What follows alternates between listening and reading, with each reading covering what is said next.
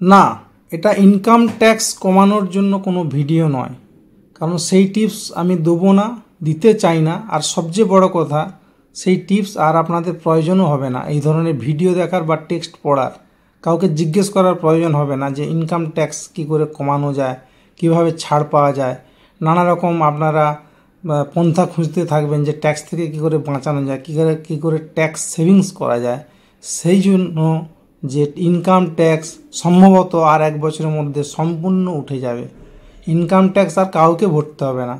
যারা গরিব, যারা মধ্যবিত্ত, যারা ইনকাম ট্যাক্স নিয়ে খুব চিন্তিত ছিল যে কি করে 5 টাকা 10 টাকা বাঁচানো যায়, তাদের জন্য খুব সুখবর যে ইনকাম ট্যাক্স আপনাদের আর দিতে হবে না, আর এটা নিয়ে কোনো চিন্তার ব্যাপারও নেই। কিন্তু এর পরের ঘটনাটা একটু শুনুন দয়া করে। ইনকাম ট্যাক্স কাউকে দিতে হবে না। আপনি গরিব, ভিক্ষা করে থাকেন, খুব গরিব, সংসার চালাতে পারেন না, আপনার নানা রকম সরকারি প্রকল্পের টাকায় পেট চলে, সংসার চলে, ভিক্ষা করেন অনেকে, কিন্তু সবাইয়ের থেকে এবার টাকা আদায় করা হবে অন্য নামে। ইনকাম ট্যাক্স আর নয়, এবার হচ্ছে ট্রানজাকশান ট্যাক্স। আপনি 5 টাকা 10 টাকা 5 পয়সা যাই ট্রানজাকশান করুন, যেভাবেই আপনি কিনুন বা কাউকে দিন, আপনি নিলেও পয়সা দিতে হবে, দিলেও পয়সা দিতে হবে। আপনি ধনী হোক, বড়লোক হোক, গরিব হন, ভিখারি হন, আপনি বয়স্ক হন, অতি বয়স্ক হন, বাচ্চা হন, যাই হন, কিছু আর দেখা হবে না। আপনি একটা নির্দিষ্ট অ্যামাউন্ট, আপনার ওই অ্যামাউন্ট থেকে যত টাকা ট্রানজাকশান হবে তার একটা নমিনাল অ্যামাউন্ট একটা নির্দিষ্ট হারে কেটে নেওয়া হবে। সম্ভবত, খুব সম্ভবত 1-1.5 বছরের মধ্যেই এই জিনিসটি এবার চালু হবে।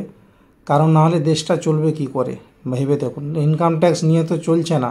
এত টাকা স্যালারি প্রত্যেক বছর কর্মচারীদের মাইনে বাড়াতে হচ্ছে, আমাদের যারা সব জনপ্রতিনিধি তাদের হেলিকপ্টারের ব্যবস্থা করতে হচ্ছে। তো এখন হয়তো 7th pay commission, 8th pay commission, এবার 10th পে কমিশন চলে আসবে। তারপর যারা অপরাধী তাদের জন্য বিচারপতি উকিল রাখতে হবে, তাদের জন্য 8-10 জন করে উকিল রাখতে হবে। তারা ফেঁসে যায়, তাদের প্রোটেকশান দিতে হবে, তাদের সামনে পিছনে 25-30 জন করে সিকিউরিটি দিতে হবে। যারা সিকিউরিটি দিচ্ছে সেই সব অফিসারদের আবার সিকিউরিটি দিতে হবে, তার ফ্যামিলিকে সিকিউরিটি দিতে হবে। এত টাকা আসবে কোত্থেকে? এত খরচা বাড়ছে দেশে, সেগুলো তো বুঝতে হবে।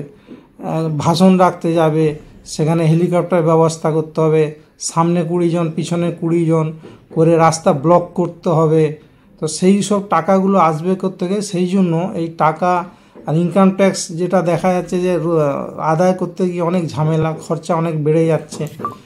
কেউ যদি না দেয় বা কী করে, সেই অল্প টাকা হলে তাদের পিছনে লোক লাগানো খুব অসম্ভব হয়ে পড়ছে। তো টাকা কী করে আদায় করা যায়, সেই আদায় করাটা এবার আর কোনো লোক না দিয়ে যারা ঘুষ খেয়ে নিত তাদের ঘুষ খাওয়ার পথে এবার বন্ধ হতে চলেছে।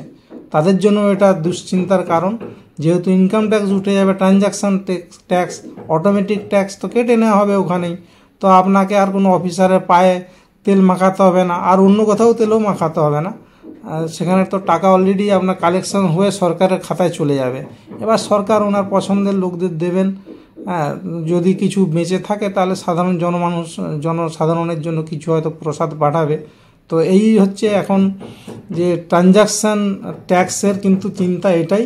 অনেক দেশে এটা আছে। ইনকাম ট্যাক্স তো খুবই সামান্য, বেশিরভাগ বড় শিল্পপতিদের টাকাতেই চলে যায় দেশ। কিন্তু সামান্য